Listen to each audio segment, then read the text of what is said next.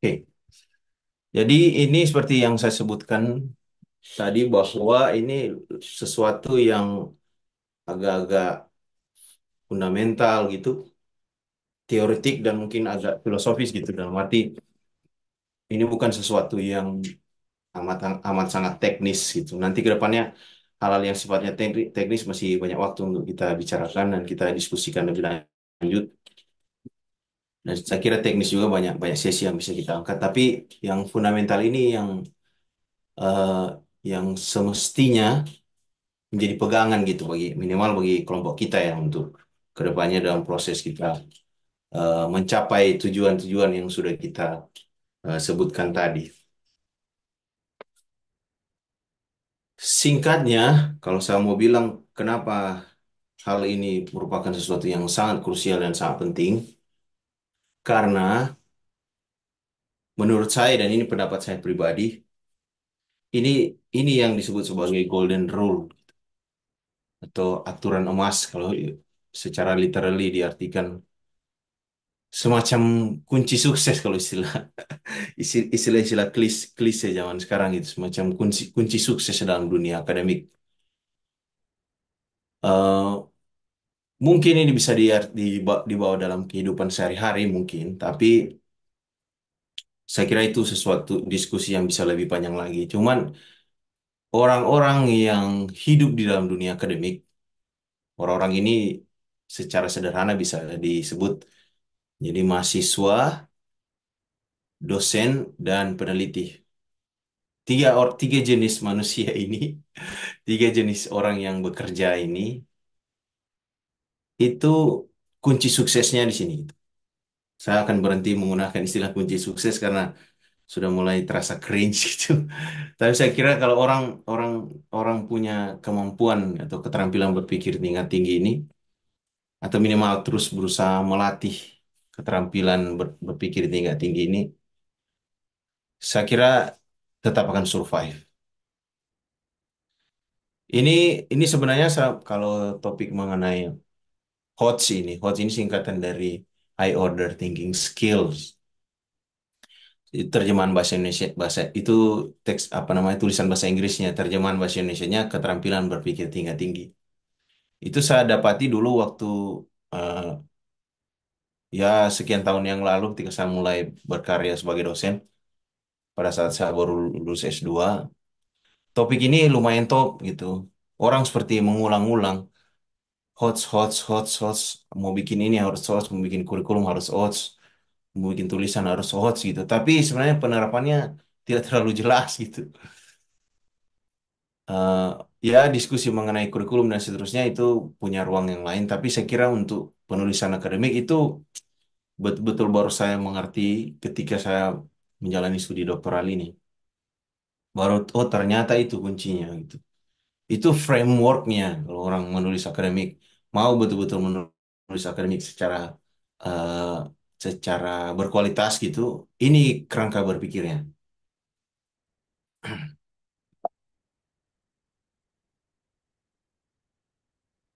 Nah, jadi yang disebut sebagai HOTS itu atau keterampilan berpikir tingkat tinggi itu ada ukurannya, ada ada standarnya, ada ada tingkatannya karena dia tingkat tinggi kita harus mengerti tingkatannya apa kan gitu istilahnya. Nah, tingkatan yang sering sering dipakai sebagai acuan untuk mau bilang ini keterampilan berpikir tingkat tingkat tinggi itu memakai kerangka berpikir taksonomi Bloom ini lumayan tua dari tahun 1956. Ya, ada nama seorang peneliti pendidikan namanya Benjamin Bloom. Dia dia coba dia waktu itu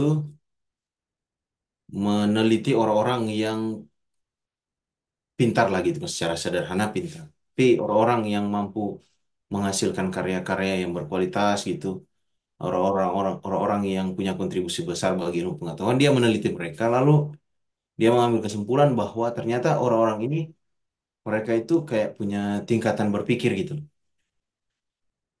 Nah, itu yang bagian kiri ini, yang tahun 1956 ini,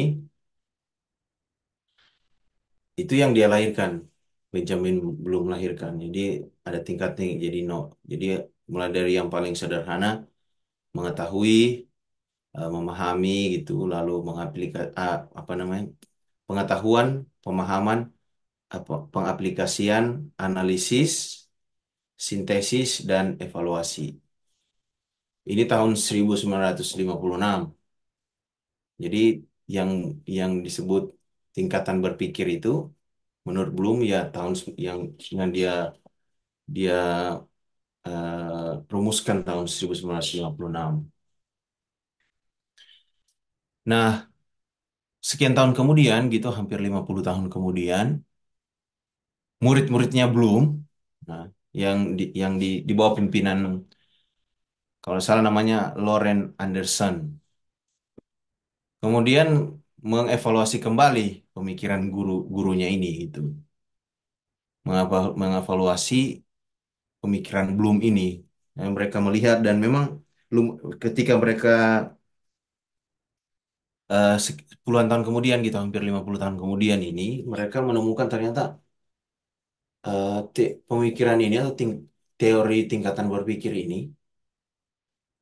sudah sangat banyak dipakai dan sudah sangat banyak juga dikritik gitu istilahnya. Jadi banyak orang menemukan bahwa ternyata eh, ada hal-hal yang perlu dirubah.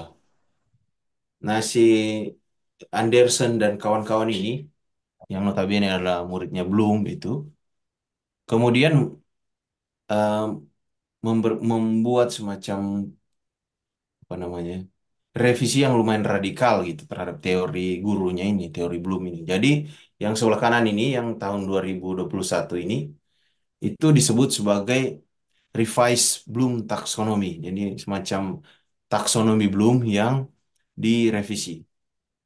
Jadi mereka masih tetap pakai ide dari atau eh, kerangka teori pemikiran dari guru mereka Benjamin Benjamin Bloom, tapi mereka revisi.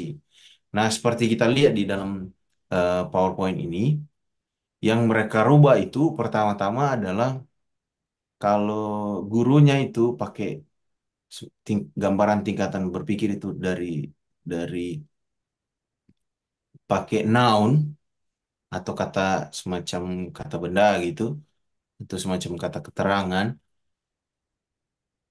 mereka rubah bahwa supaya tingkatan berpikir itu bisa dipahami lebih jelas kalau dia pakai verb, maksudnya pakai kata kerja gitu. Jadi eh, dari pengetahuan mereka rubah ke mengingat, dari pemahaman mereka rubah menjadi memahami, lalu eh, application itu atau penerapan itu mereka rubah ke menerapkan, lalu analisis itu berubah ke menganalisis. Nah, yang tinggi itu mereka rubah, mereka switch. Jadi kalau eh, dua tingkatan yang atas ini, kalau menurut Bloom guru mereka, tingkatan berpikir manusia yang paling tinggi itu mengevaluasi. Nah, sekian puluh tahun kemudian mereka lihat bahwa ternyata itu kurang tepat gitu. Tingkatan berpikir manusia yang paling tinggi itu bukan mengevaluasi atau menilai, tapi mencipta itu, to create. Kalau yang versi guru mereka itu belum itu disebut sintesis. Sintesis ini istilah keren untuk menyebut semacam menggabung-gabungkan berbagai macam teori atau ide atau data pemikiran, sintesis. Tapi di versi yang revisi ini tahun 2021 mereka bilang istilah yang lebih cocok menggambarkan itu to create. Nah, ini bahasa Indonesianya. Jadi beberapa orang menyebut bahwa eh, sebenarnya yang mencipta ini atau tingkatan tertinggi dari revisi taksonomi Bloom ini itu sesuatu yang ditemukan oleh murid-murid Bloom ini, bahwa guru mereka rupanya rupanya miss gitu loh, rupa kayak kelewat gitu, bahwa tingkatan berpikir manusia itu yang paling tinggi bukan bukan mereka mampu menilai sesuatu atau menilai orang lain gitu, tapi menciptakan ide atau pemikiran baru. Itu tingkatan yang tertinggi dan itu terbukti di berbagai macam ranah ya. Saya kira orang-orang yang mampu menghasilkan ide atau pemikiran baru itu selalu punya posisi yang penting. Karena itu saya lumayan setuju sih. Ibaratnya kita mau menghasilkan ide yang baru tidak gampang gitu. Lumayan sulit dan amat sangat sulit. Menghasilkan ide yang original itu tidak mudah gitu. Nah, eh, kita masuk ke topik kita mengenai keterampilan berpikir tingkat tinggi atau HOTS ini. Jadi HOTS ini kalau kita artikan itu adalah tingkatan yang paling tinggi termasuk di sini tiga tiga tingkatan ini. Jadi high order thinking skills itu yang tiga ini mulai dari analyze.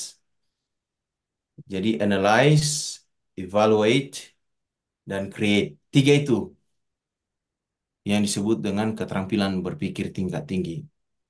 Jadi orang orang bilang-bilang HOTS itu yang bagaimana sih HOTS itu yang bagaimana keterampilan berpikir tingkat tinggi itu yang bagaimana itu high order thinking skills itu yaitu kemampuan orang untuk menganalisis, mengevaluasi dan mencipta. Tiga itu.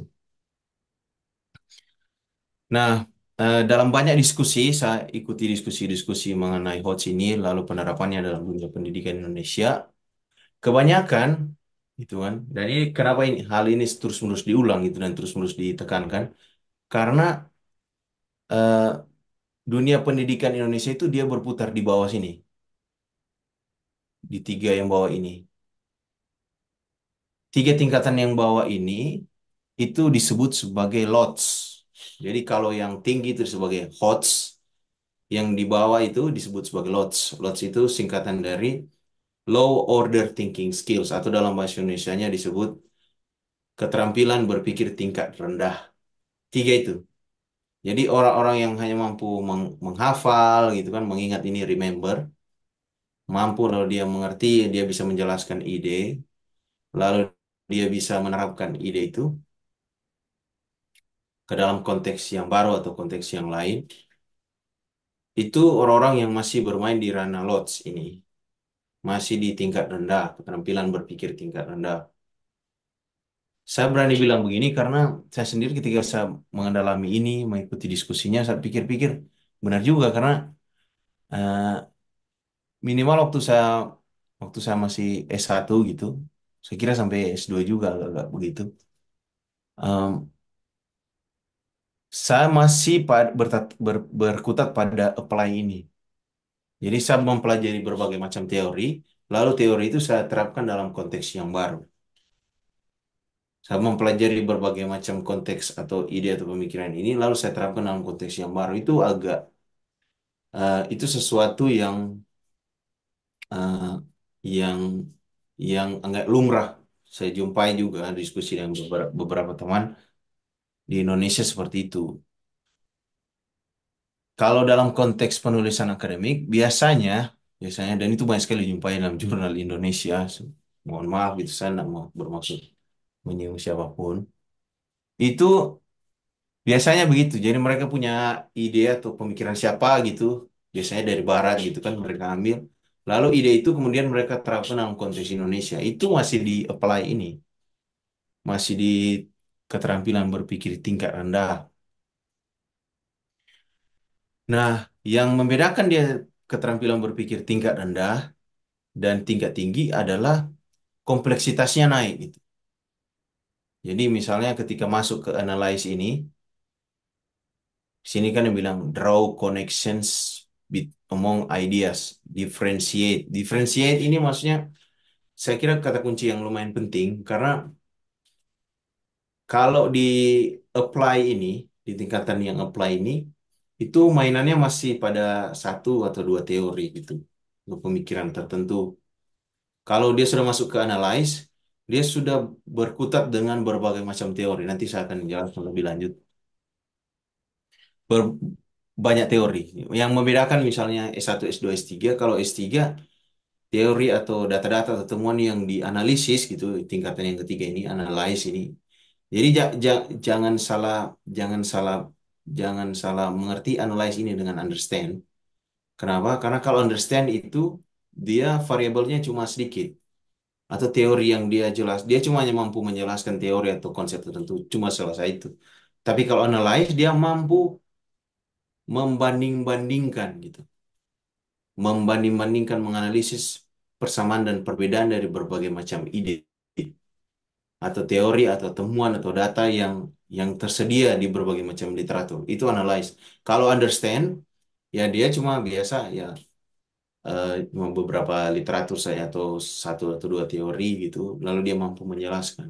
Kalau di analyze dia mampu memperlihatkan, oh ini trennya bagaimana gitu. Dari literatur di bidang saya, trennya bagaimana. Oh, ada kecenderungan A, B, C, D, atau ada aliran A, B, C, D. Nah, tiap aliran itu mereka menekankan ini. Jadi skopnya lebih luas dan lebih mendalam di saat yang bersamaan karena dia mampu membeda-bedakan berbagai macam ide yang kelihatan tidak terlalu nyambung selama ini gitu. Jadi kompleksitasnya naik.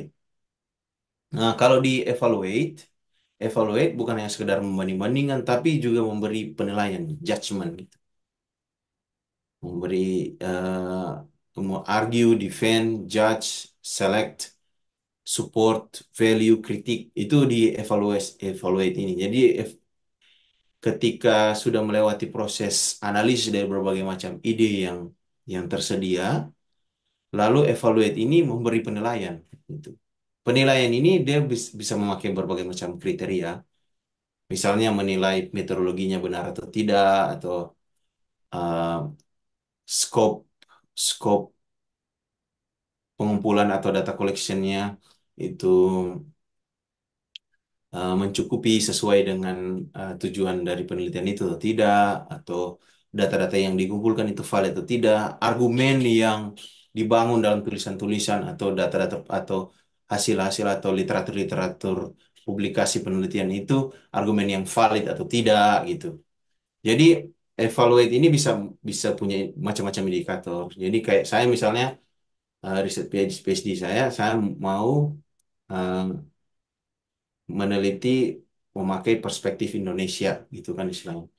Jadi saya mengevaluasi literatur-literatur yang ada di dunia ini yang sudah banyak sekali itu saya menilai gitu kan. Pertama saya menilai apakah pemikiran-pemikiran yang beredar di literatur-literatur ini mereka mereka masih berpikir bahwa ide mereka itu universal atau mereka bisa melihat bahwa ide mereka itu terikat pada konteks-konteks tertentu. Nah, kalau sudah mereka sudah mengakui bahwa idenya terikat pada konteks tertentu, misalnya Afrika atau Asia gitu, lalu saya nilai itu, oh, rupanya kalau mau berpikir seperti orang Afrika, kecenderungannya begini. Lalu mau berpikir seperti orang misalnya Jepang, begini. Lalu saya bandingkan, oh kalau orang Indonesia bagaimana? Itu evaluate gitu, evaluate. Nah, biasanya kalau orang sudah mampu berpikir sampai di tataran evaluate, itu eh, lumayan mudah untuk switch ke create, mencipta. Karena setelah kita mengevaluasi, setelah kita memberi kritik terhadap literatur-literatur, kita kan bertujuan untuk mengangkat bahwa ini ada problem-problem gitu kan, di literatur-literatur yang kita temukan. Nah, problem ini kita jangan buat menggantung. Saya kira salah satu tujuan orang meneliti adalah memberi solusi gitu. Nah, solusi ini yang akan menjadi original work, kalau istilah sini kan, di create ini. Itu yang akan menjadi original work, menjadi karya original kita. Yang mendesain sesuatu yang, katakanlah misalnya kalau mau meneliti, eh, misalnya kurikulum gitu, dalam konteks orang-orang difabel, misalnya di Indonesia Timur. Nah, selama ini misalnya sudah ada atau belum, analisis berbagai macam kurikulum yang ada, banding-bandingkan lalu spesifik, misalnya kurikulum difabel, lalu berikan analisis mereka itu kecenderungannya bagaimana gitu kan. Plus minusnya bagaimana dari berbagai macam. Jadi kita evaluasi, lalu setelah itu kita meng-create sesuatu yang baru berdasarkan evaluasi itu. Em, Semoga yang saya jelaskan ini bisa bisa cukup sederhana untuk dimengerti teman-teman. Tapi maksud saya untuk menjelaskan ini nih Jadi ini yang disebut sebagai keterampilan berpikir tingkat tinggi itu. Jadi tiga ini, jadi analyze, bahasa Indonesianya menganalisis, mengevaluasi, dan mencipta. Tiga itu. Jadi jangan samakan misalnya menganalisis itu, saya perlu menganalisis itu. Seakan-akan itu sama-sama dengan memahami. Memahami. Memahami itu hanya sekedar mengetahui, oh ini memahami sesuatu, oh saya mengerti idenya begini, saya mengerti konteksnya begini, begini, begini. Tapi menganalisis itu dia mampu membandingkan berbagai macam ide gitu. Dan memahami bahwa ada kecenderungan A, B, C, D ya, di dalam berbagai macam ide di literatur-literatur yang tersedia. Itu. Jadi seringkali orang ini apa namanya? Peringatan dari Anderson ini. Jadi muridnya Bloom yang menulis buku tentang ini bilang bahwa eh, tiga ini yang apa namanya? Yang jadi kadang-kadang orang salah mengerti antara menganalisis dan memahami. Padahal sebenarnya maksudnya sama, bukan maksudnya sama, eh, beda gitu, tingkatannya berbeda. Eh, untuk selanjutnya saya mau coba masuk ke penerapan penerapan mengenai HOTS ini ke dalam penulisan akademik. Nah, jadi ini, jadi eh, pokoknya kita ingat bahwa keterampilan berpikir tingkat tinggi itu adalah orang yang mampu untuk memberi menganalisis. Oh ini yang lama, ini versi yang lama. Ini menganalisis, mengevaluasi dan menciptakan ide yang baru. Nah, untuk tahap analisis, Dari belakang. biasanya dalam literatur-literatur itu ada apa namanya? Di dalam literatur-literatur itu ada eh, penjelasan misalnya, jadi orang yang untuk mempraktikkan coach tingkatan analisis itu bisa mengidentifikasi elemen-elemen yang penting dari berbagai macam karya lain.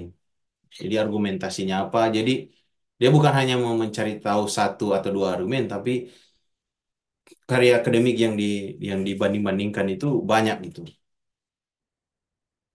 Eh, saya kira itu yang membedakan S1, S2, S3. Kalau S1 ya masih sederhana. Dalam beberapa negara gitu, saya ikuti diskusinya, itu bahkan sejak masih SD gitu sudah dibiasakan untuk berpikir tingkat tinggi. Minimal untuk membanding-bandingkan hal yang masih sederhana gitu. Tapi kalau dia dari S1, S2, S3, eh, biasanya yang bedakan misalnya kalau di S1, literatur yang S1 dan S2, literatur yang dibandingkan itu masih tidak terlalu eh, demanding, maksudnya tidak terlalu banyak. Nah, yang S3 ini lumayan kompleks karena dia tuntutannya besar sekali. Apalagi kalau kayak saya misalnya yang punya akses literatur, itu praktis hampir semua literatur di bidang bidang saya itu harus di dianalisis gitu. Dibanding-bandingkan misalnya berbagai macam teori dan teman-teman itu dilihat. Nah, contoh penerapannya itu literatur itu menganalisis berbagai tren. Kadang orang melihat literatur review itu hanya sekedar melihat mencari novelty. Jadi orang orang sudah teliti bla bla bla bla, A B C D F G, oh orang belum teliti M misalnya. Gitu. Orang berpikir sesederhana itu. Padahal sebenarnya kalau kalau tapi kalau mau pakai perspektif Hodge ini dan tingkat analisis, dia bukan hanya membandingkan novelty, tapi dia menganalisis satu persatu gitu. Tentu dalam konteks sekarang sudah banyak orang yang pakai berbagai macam aplikasi AI itu. Ada teman kami di sini yang dia pakai aplikasi untuk menganalisis ada 500 lebih artikel. Dia pakai aplikasi itu. Tapi kalau dalam beberapa hal, saya kira selain aplikasi itu perlu juga manual gitu. Dalam arti kita secara secara alami membanding-bandingkan berbagai macam pemikiran orang lain gitu. melihat argumennya bagaimana, lalu data pendukungnya bagaimana, kesimpulannya bagaimana gitu. Untuk apa? Untuk melihat tren. Nah, cara yang paling gampang sebenarnya itu biasanya kalau dia bidangnya sudah lumayan tua kayak bidang saya ini, bidang studi agama, itu buku pengantar ke dalam bidang sudah banyak sekali. Nah, buku pengantar dalam bidang itu biasanya mereka orang-orang yang sudah melakukan HOTS ini, dalam arti analisis gitu. Mereka membanding-bandingkan berbagai macam literatur. Jadi literaturnya banyak sekali dan biasanya bukunya tebal sekali. Nah, terakhir saya baru terima buku eh, yang bertujuan ini untuk memperlihatkan tren di dalam bidang ini, bidang saya. Itu tebalnya 500 halaman lebih. Nah, dan literatur yang dianalisis itu banyak sekali. Topik yang dibahas itu luas sekali karena dia mau memperlihatkan tren-tren di berbagai macam di dalam bidang ini bagaimana apa kecenderungannya, aliran-alirannya apa saja gitu. Nah, orang yang punya itu kan misalnya tujuannya luas sekali. Tapi kalau dia spesifik sekali, nah yang dibanding-bandingkan misalnya ya kalau saya suka pakai istilah eh, buat semacam lapisan-lapisan lingkaran gitu, lingkaran circle-circle-nya dibuat. Jadi circle yang paling dalam itu literatur-literatur yang punya hubungan yang paling dekat dengan topik kita. Itu satu. Lalu circle yang kedua itu kalau boleh dibilang literatur sekunder itu ya dia tidak punya hubungan langsung tapi masih terkait bidang-bidang masih terkait dalam hal bidang dengan topik kita gitu. Jadi bidangnya masih agak nyerempet. Nah, itu yang harus dibanding-bandingkan. Kalau saya menganjurkan circle yang paling dalam itu, misalnya yang literatur yang paling dalam yang harus kita baca secara manual dan renungkan, pikirkan gitu, secara mendalam gitu, membanding-bandingkan argumennya bagaimana, data teori, data pendukungnya bagaimana, kesimpulannya bagaimana, metodologinya bagaimana gitu. Itu yang betul-betul dekat dengan topik kita. Itu yang betul-betul dianalisis. Kalau yang luar ini yang tidak terlalu dekat dengan topik kita itu biasanya bisa baca sekilas saja. Tapi itu cara saya minimal saya mau bilang bahwa eh, di HOTS yang tingkatan analisis ini komparasi membeda-bedakan membanding-bandingkan itu sesuatu yang krusial. Itu yang menjadi apa namanya minimum barrier atau tingkatan yang paling dasar kalau kita mau menulis akademik dengan secara tingkat tinggi gitu istilahnya. Lalu eh, evaluasi. Nah, evaluasi itu lebih lanjut lagi. Kalau tadi misalnya di analisis itu dia hanya membanding-bandingkan, melihat tren gitu kecenderungannya bagaimana. Kalau yang evaluasi itu dia sudah menjudge, menganalisis dan mengkritisi. Jadi mengkritisi itu dia bisa macam-macam kriteria lah gitu.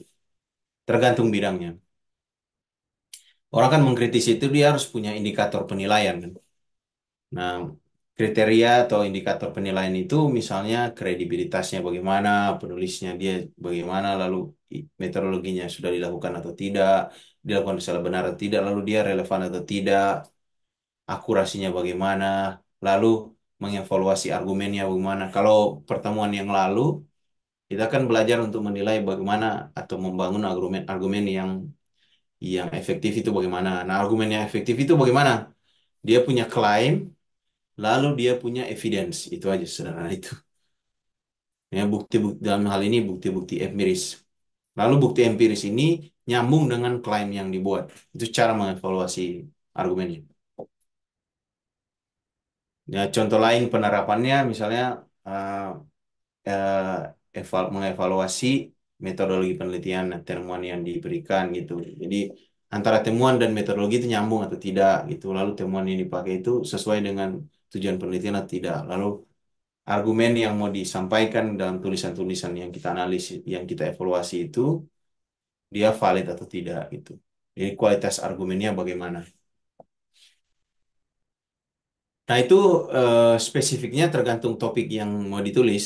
Eh, kalau setelah menyesuaikan, jadi misalnya kita punya topik A, nah berbagai literatur mengenai topik A kita membanding-bandingkan, kita analisis, lalu kita judge, kita evaluasi kelebihan kekurangannya bagaimana gitu kan. Argumen-argumennya sudah tepat atau tidak, metodologinya sudah dijalankan dengan benar atau tidak gitu. Lalu penulisnya kredibel atau tidak gitu. Nah, seterusnya berbagai macam kritik sudah kita sampaikan ke dalam tulisan itu, ke dalam berbagai macam literatur itu. Sekarang lalu kita mau menulis topik A itu bagaimana? Nah, menulis topik A itu harus berdasarkan kritik yang kita sampaikan di sini, evaluasi yang kita dapatkan dari kita mengevaluasi berbagai macam literatur itu, literatur yang sudah ada atau penelitian-penelitian yang sudah ada sebelumnya. Dari situ, dari problem-problem atau hal-hal yang mungkin negatif atau yang kurang dari berbagai macam literatur yang ada, itu yang kita analisis yang kita elaborasi atau kita kembangkan secara mendalam di tingkatan yang paling tinggi ini, yaitu dengan cara mengembangkan model baru, teori baru, atau solusi eh, atas masalah yang diidentifikasi. Jadi begini, orang seringkali mengklaim bahwa, oke, saya punya pemikiran baru. Kan sering begitu orang, orang gampang bilang bahwa saya punya ide baru. Ide baru itu atau pemikiran baru itu dia harus dibuktikan. Cara membuktikannya adalah dengan melewati dua tahapan tadi, dengan melewati analisis dan evaluasi. Jadi jadi kalau mau bilang bahwa saya punya ide baru, oke. Cara membuktikannya yang baru gitu, itu bagaimana? Ya, membuktikan bahwa yang lama itu begini, begini, begini, begini, begini, begini, begini di dalam tingkatan analisis. Lalu saya bilang bahwa oh yang lama itu ya mereka punya kelebihan begini-begini tapi kekurangannya begini-begini. Nah, saya mau mengcover kekurangan itu. Nah, itu yang baru. Itu yang disebut sebagai model baru, itu yang disebut sebagai kerangka teori baru, dan itu yang disebut sebagai solusi terhadap problem-problem di dalam literatur-literatur yang ada sebelumnya. Itu yang disebut sebagai perspektif atau teori baru gitu. Bukti yang paling kuat di situ sebenarnya. Nah, argumen yang orisinil lahir dari proses dua tadi ini sebenarnya. Jadi kalau ketika orang sudah mampu membanding-bandingkan berbagai macam literatur yang ada, lalu kemudian menganalisis, mengkritisi, melihat kelebihan kekurangan, mempertimbangkan argumennya sudah tepat atau tidak, data-data yang dikumpulkan valid atau tidak, metode yang sudah dijalankan atau tidak. Hasil penilaian ini kemudian itu yang akan menjadi titik pijak untuk melahirkan pemikiran baru. Itu yang disebut sebagai argumen yang orisinil. Nah, ini saya kira yang mau saya sampaikan dari topik mengenai eh, penerapan HOTS ini dalam konteks penulisan akademik. Saya s- saya sadar bahwa ini masih sesuatu yang lumayan general karena eh, penerapan yang lebih konkret gitu itu tergantung bidang-bidang masing-masing. Cuma saya kira prinsipnya secara filosofis sudah saya sampaikan di sini bahwa ingat selalu bahwa kalau kita mau push tulisan kita dan seperti yang saya sudah sebutkan di awal tadi bahwa kebanyakan tulisan-tulisan yang ada apalagi di Indonesia itu kan saya bicara-bicara Indonesia karena saya baca-bacanya tulisan di Indonesia Ya, itu eh, sebagian besar masih di-apply ini, masih di-apply, masih bermain di tiga ini.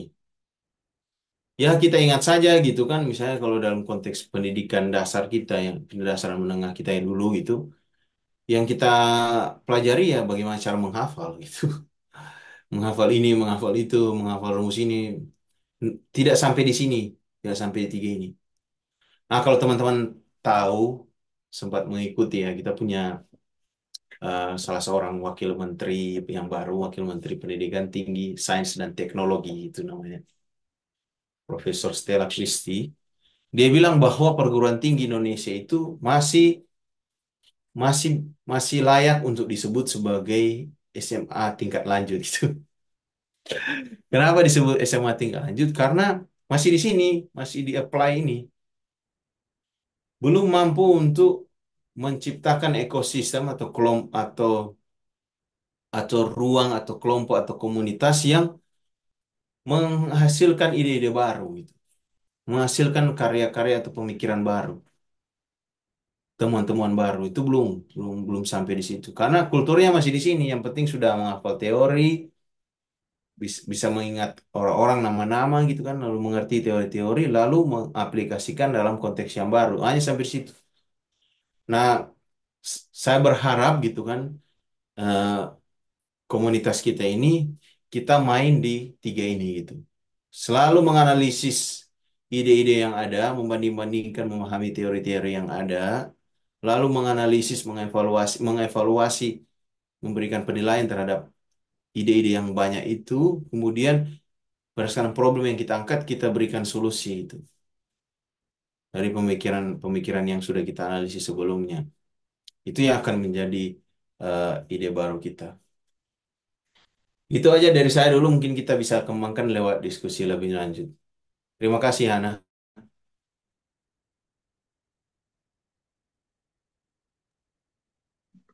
Oke. Ya, terima kasih Murian atas penjelasannya, pemaparan tentang bagaimana berpikir high ya, berpikir tinggi ini. Nah, tentu ada proses ya, tidak ada pengenalan dan langsung tiba-tiba ada ide. Pasti ada titik atau prosesnya. Nah, sekarang kita waktunya untuk berdiskusi. Jadi bagi peserta yang ingin bertanya ataupun ingin membagi pemikiran, opini dari pengalaman ataupun dari materi sebelumnya, dipersilakan. Langsung saja, langsung dibuka speaker, ininya dan langsung bicara. Ya, dipersilakan. Kak, saya boleh bertanya, Kak? Silakan. Ya, Oh, terima kasih, Kak, untuk materi hari ini. Saya baru masuk.